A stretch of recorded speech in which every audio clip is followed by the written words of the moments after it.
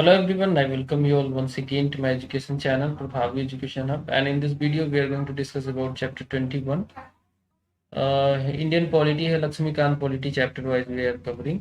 ठीक है, एक प्लेलिस्ट है, उसको देखना जरूर, बहुत इंपॉर्टेंट है।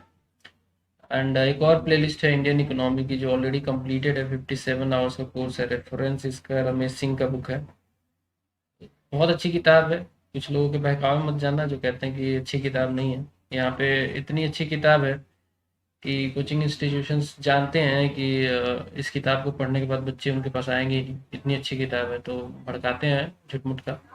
एनीवे, मैं बता दूं कि ये कोर्स कंप्लीटेड है 57 आवर्स का। एंड आपको अगर थॉरो नॉलेज लेना है रमेश सिंह इकोनॉमी का, तो ये प्लेलिस्ट डेफिनेटली मैं सजेस्ट कर रहा हूँ कि आप देखो। बहुत ही मेहनत किया है, मेटिकुलसली मैंने इसको बनाया है।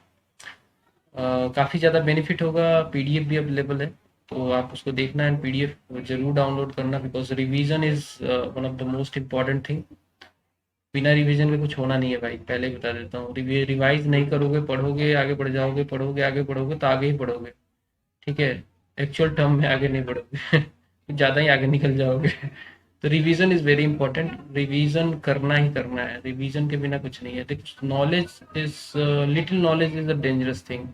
अगर आपके पास जानकारी है और सॉलिड जानकारी है, इट मीन्स कि आपको यू नो प्रॉब्लम नहीं होगी। आप जब क्वेश्चन आएगा बड़े आसानी से, बड़े ही अपने कंसाइंस को यूज करके, अपनी नॉलेज को यूज करके आप उसको सॉल्व कर सकते हो। तो ये बात मैं हर बार बताता हूँ। And if you are new, still new to this channel, then please go to that red button just below this video and hit it hard. सर मार दो उसमें जाके लेकिन हिट हो जाना चाहिए, मतलब it is important. I know people watch and move forward, नहीं सब्सक्राइब करते हैं, उनके पास इतना भी टाइम नहीं है।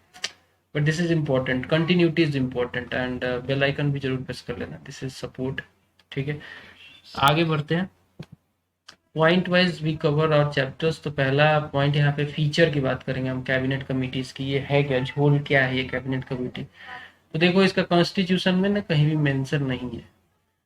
कॉन्स्टिट्यूशन में इसका मेंशन कहीं है ही नहीं। There is no mention of the cabinet committee such term in the constitution. कोई कहीं भी किसी भी प्रोविजन में, कहीं किसी आर्टिकल में कोई मेंशन नहीं। तो ये है क्या यार, ये आया कहाँ से? तो it is extra constitutional thing, means कि ये कहीं इसका मेंशन नहीं है कॉन्स्टिट्यूशन में।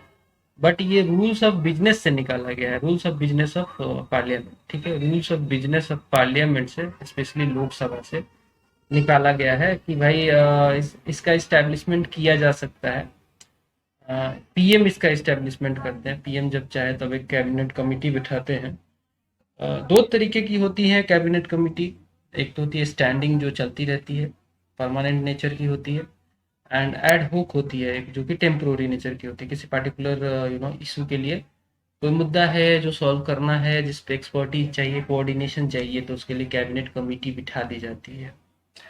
अब भाई कैबिनेट कमेटी के बारे में अगली जो जानकारी है कि इनको कौन सेटअप करता है, तो सेटअप करने का पावर प्राइम मिनिस्टर के पास है।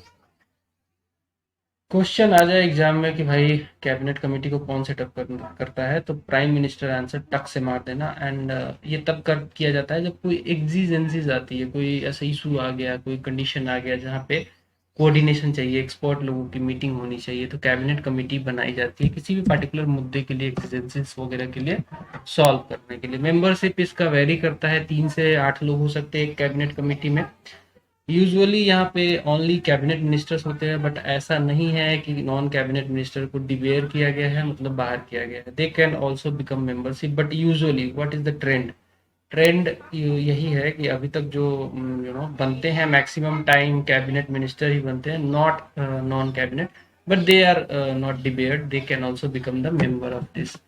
Next, it includes minister in charge. मान लीजिए किसी पर्टिकुलर प्रॉब्लम है, कोई पर्टिकुलर, मान लीजिए पार्लियामेंट्री अफेयर्स से कोई प्रॉब्लम है, तो उसके minister of parliamentary affairs definitely इसके इंचार्ज होंगे। तो जिस भी रिलेटेड एरिया से प्रॉब्लम है, मिनिस्ट्री से प्रॉब्लम है, उसके मिनिस्टर्स इसके इंचार्ज होते हैं। एंड इनके साथ कुछ अदर सीनियर मिनिस्टर्स डेफिनेटली काम करते हैं। नेक्स्ट है mostly headed by prime minister. Cabinet committees को mostly headed by prime minister किया जाता है। हेड जो है इसको प्राइम मिनिस्टर करते हैं, बट ऐसा कुछ जरूरी नहीं है कि ऑलवेज प्राइम मिनिस्टर ही करेंगे। Sometimes other cabinet ministers, specially home minister या फिर फाइनेंस मिनिस्टर हेड करते हैं कैबिनेट कमेटी को। कई बार ऐसा होता है, जैसे कि parliamentary affairs, cabinet committee on parliamentary affairs को हेड कौन करते हैं, तो होम मिनिस्टर करते हैं। तो ऐसा है कि मतलब पीएम नहीं करेंगे तो दूसरे मिनिस्टर भी, कैबिनेट मिनिस्टर बड़े रैंक वाले कर सकते हैं। नेक्स्ट है भाई, ये क्यों बनती है, तो it is basically because to sort out issues and formulate proposals for the coordination of the cabinet.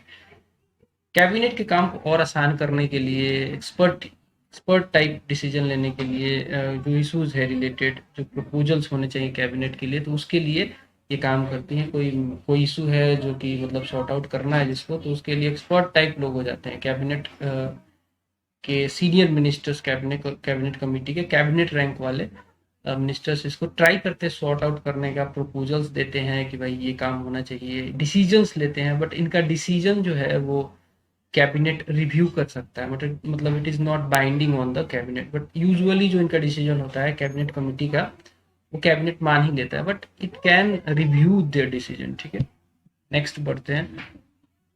ये एक ऑर्गेनाइजेशनल डिवाइस की तरह काम करते हैं ताकि रिड्यूस किया जा सके enormous workload of cabinet. Cabinet के ऊपर बहुत सारा वर्कलोड है, उसको रिड्यूस करने के लिए it works as an organisational device. और ये कहीं ना कहीं इन डेप्थ एग्जामिनेशन करते हैं पॉलिसी का, बिकॉज ये एक्सपर्ट टाइप के लोग होते हैं, डिफरेंट मिनिस्टर्स होते हैं, डिफरेंट मिनिस्ट्री के लोग होते हैं, कैबिनेट रैंक के होते हैं। एग्जामिन करते हैं, पूरा अच्छे से एग्जामिन करते हैं पॉलिसी को, क्या इसमें खास बात है, कहाँ पे कुछ पॉइंट मिसिंग है, कहाँ पे कुछ ऐड ऑन किया जा सकता है। प्लस कोऑर्डिनेशन करते हैं, coordination among the ministries. So these are the works basically cabinet committees do.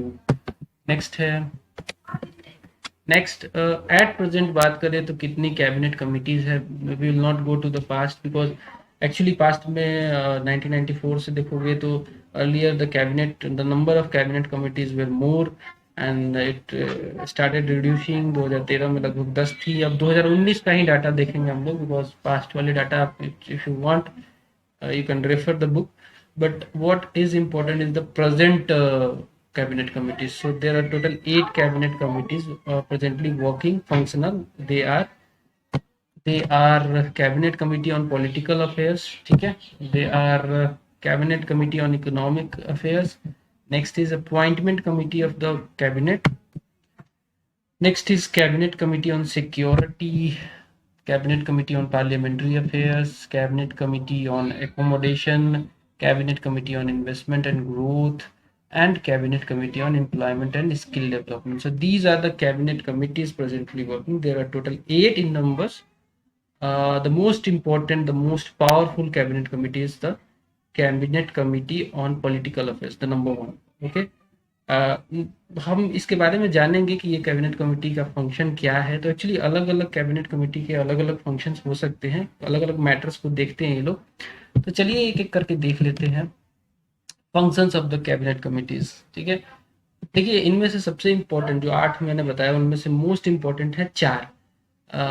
4 are the more important than other committees basically.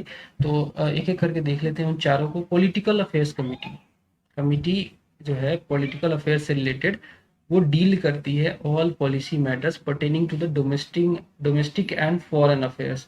ये सबसे पावरफुल है भैया, ये सबसे पावरफुल कमिटी होती है जो कि internal domestic policy plus external foreign policy दोनों को देखती है, दोनों पे रिकमेंड करती है, डिसीजन लेती है। So most powerful. Next economic affairs committee होती है एक, वो डायरेक्ट करती है, भी इम्पोर्टेंट है बहुत, सबसे ज़्यादा इम्पोर्टेंट नहीं है but it is again important. Economic affairs committee, because economy is a very important thing of any country. सब कुछ इकोनॉमी के आसपास ही घूमर करता है, घूमता रहता है। तो इकोनॉमिक अफेयर्स कमेटी जो है उसका काम क्या है, तो it directs and coordinates the governmental activities in the economic sphere. ठीक है, नेक्स्ट है अपॉइंटमेंट कमेटी, जो कि हायर लेवल की जो अपॉइंटमेंट्स है, जैसे कि सेंट्रल सेक्रेटरीट जहाँ पे IAS वाईएस सेलेक्ट किए जाते हैं। ठीक है, कैब से एक, ज्वाइंट से एक, ये सब कुछ इंपॉर्टेंट सेक्रेटरीट के पोस्ट है जहाँ पे अपॉइंटमेंट कमेटी इनके नाम को फॉरवर्ड करती है, डिसीजन लेती है, अपॉइंट करती है, ठीक है। नेक्स्ट है पीएसयूज के जो बड़े लेवल के अधिकारी होते हैं, public sector undertaking, public sector undertakings के जो मतलब जो सरकारी कंपनियां हैं, मिनी रतन, महारतन, नवरत्न जो कंपनियां हैं, उनके जो बड़े बड़े अधिकारी हैं, सीईओ, एमडी, उनको अपॉइंट करने के लिए ये कमेटी काम करती है। देन बैंक्स के बड़े बड़े अधिकारी, MD, CEO, financial institutions, NBFC वगैरह के भी अब बड़े बड़े अधिकारियों को अपॉइंट करने के लिए ये कमेटी है। नेक्स्ट है पार्लियामेंट्री अफेयर्स कमेटी, जो कि देखती है progress of the government business in the parliament. देखिए ये कमेटी जो है बेसिकली सरकार की, गवर्नमेंट की जो बिजनेस है पार्लियामेंट में, स्पेशली लोकसभा, राज्यसभा में, उसके प्रोग्रेस को देखती है कि कैसे काम चल रहा है, क्या मॉडिफिकेशन कुछ करना चाहिए, बिजनेस में कुछ बदलाव लाया जाए, ये सब चीजें यहाँ पे देखी जाती है। नेक्स्ट है जो तीन जो कमिटीज हैं, जो फर्स्ट हैं, जो मतलब political affairs committee, economic affairs committee and appointment committee, इनको हेड करते हैं पीएम। एंड जो लास्ट है that is parliamentary affairs committee, उनको हेड करते हैं होम मिनिस्टर, ठीक है। तो एक जानकारी आपके लिए, of the all cabinet committees, the most powerful is the political affairs committee, that is also called super cabinet। मतलब ऐसा देखिए, हर चीज को आप कॉन्स्टिट्यूशन के हिसाब से नहीं ले सकते हैं। इट इज एजम्पशन, लोग कहते हैं ऐसा, मतलब लोगों के मुंह से निकलता है कि इतनी इंपॉर्टेंट है कि it is like super cabinet, ठीक है। बट सुपर कैबिनेट कहीं भी आपको कॉन्स्टिट्यूशन में मेंशन नहीं मिलेगा। अब एक और बॉडी को जानते हैं, दैट इज एडहोक बॉडी। ये भी तभी बनाई जाती है जब पर्टिकुलर कोई इशू हो जाता है, उसको सॉल्व करना हो, उस पर विचार करना हो, विमर्श करना हो, तो ग्रुप ऑफ मिनिस्टर्स की एक बॉडी बनती है to look into different issues, subjects etcetera. And इनमें से कुछ जो ग्रुप ऑफ मिनिस्टर्स होते हैं वो एम्पावर्ड होते हैं, मतलब उनके पास ये ताकत होती है, उनके पास ये पावर होता है कि वो डिसीजन ले सकते हैं on the behalf of cabinet, cabinet के बिहाफ पे डिसीजन ले सकते हैं। एंड कुछ अदर ग्रुप ऑफ मिनिस्टर्स होते हैं जो कि रिकमेंड करते हैं कि ये डिसीजन होने चाहिए कैबिनेट को, और उन रिकमेंडेशन को कैबिनेट लुक इनटू करता है, देखता है। एंड यूजुअली क्या होता है कि उनको मान लेता है कैबिनेट, बट कई बार नहीं भी मान सकता है रिकमेंडेशन को, तो ऐसा होता है, ठीक है। नेक्स्ट है वाइबल एंड इफेक्टिव इंस्ट्रूमेंट है of coordination, group of ministers is the viable and effective instrument of coordination among the ministries के among में ये एक्चुअली कोऑर्डिनेट करने का काम करता है। इट इज एड होक बॉडी, जब कोई स्पेसिफिक इशू होता है तभी इनको बनाया जाता है, अदरवाइज इनका जैसे काम खत्म होता है तो ये डिसबैंड हो जाती हैं। And ministers heading the concern ministries are inducted, तो जो भी मतलब रिलेटेड कोई मान लीजिए पर्टिकुलर किसी मिनिस्ट्री से प्रॉब्लम है तो उसके मिनिस्टर्स को डेफिनेटली वहां पे इंक्लूड किया जाएगा। नेक्स्ट है सेकेंड एआरसी कमीशन बनी थी, एडमिनिस्ट्रेटिव रिफॉर्म कमीशन बना था कि कुछ मैटर्स पे ओवरऑल गवर्नमेंट के एडमिनिस्ट्रेशन पे कुछ रिकमेंड करें, जो प्रॉब्लम्स थी उसको देखने के लिए। तो उन्होंने उनका जो ऑब्जर्वेशन था और रिकमेंडेशन था वो जान लेते related to group of ministers. तो उन्होंने बोला कि कॉन्स्टिट्यूशन में ना अभी बहुत ज़्यादा इनकी संख्या हो गई है ग्रुप ऑफ मिनिस्टर्स की, जो कि ठीक नहीं है। Many group of ministers not being able to meet regularly, ज़्यादा नंबर होने की वजह से ये तो आपस में मीटिंग ही नहीं कर पाते हैं। And that resulted into the significant delays on the important issues. तो ये इनका ऑब्जर्वेशन था। इन्होंने बोला कि देखिए मोर सिलेक्टिव यूज होना चाहिए, रिकमेंडेशन के तौर पे इन्होंने बोला। एंड उन्होंने बोला कि अगर कोऑर्डिनेशन पार्टिकुलरली हो जाए इनके बीच में, एंड अगर इनको इम्पावर कर दिया जाए कि आप डिसीजन लीजिए on behalf of the cabinet with some time limit, तो सबसे बेटर होगा। एंड इनका काम जो कंप्लीट करने का जो टाइम लिमिट में कर दिया जाए तो सबसे अच्छा होगा। ये रिकमेंडेशन था सेकेंड एआरसी कमीशन का, सेकेंड एडमिनिस्ट्रेटिव रिफॉर्म कमीशन का। मतलब इनको टाइम बाउंड में इनको काम कराने का टास्क दिया जाए एंड इनको इम्पावर कर दिया जाए कि ये कैबिनेट के बिहाफ पे खुद से डिसीजन ले सकती हैं, यानी इनका कोऑर्डिनेशन थोड़ा सुधार दिया जाए। तो ज़्यादा नंबर होने की वजह से प्रॉब्लम आ रही है, तो नंबर इनका कम कर दिया जाए। ये सारी बातें जो है एडमिनिस्ट्रेटिव रिफॉर्म कमीशन ने बताई related to cabinet committee. So that's all from this video. यहाँ पे ये चैप्टर खत्म होता है। आई होप कि आपको पसंद आया होगा। एंड मिलते हैं अगले वीडियो में, तब तक के लिए नमस्कार, बाय।